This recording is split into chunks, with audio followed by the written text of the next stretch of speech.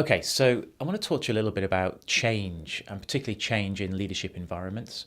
There's a big movement now towards neuroplasticity and being more mindful in the workplace. And the new millennial leaders need to understand a little bit more, I think, around how the brain works and how effectively we can align it to the cultures within the business. But this has to come from the top because a lot of cultures are a little bit faulty. We've had archaic leadership styles and fashions where we can have dictatorships and people providing managers with tasks and stressful environments and long shift patterns to the point where some people are at a breaking point where they're working almost through the night. And actually, is that really productive? And is that not creating more stress and more pressured environments? And we need to step aside from that a little bit and think slightly differently.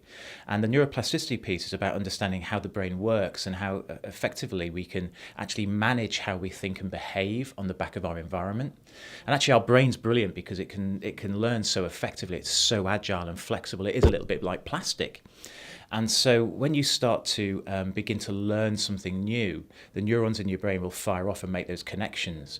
And basically what you're doing is your brain is growing into that particular skill or that particular ability.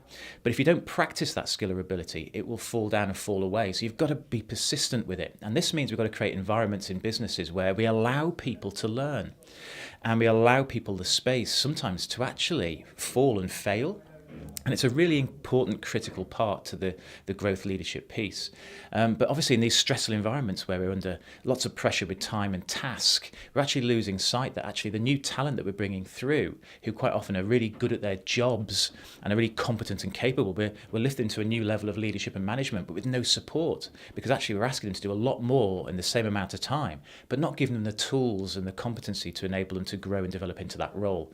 And I think it's really important for us as businesses to understand that helping our talent grow and develop is absolutely critical to the future strategies of where we want to take our business. And we've got to rethink a little bit about our approach.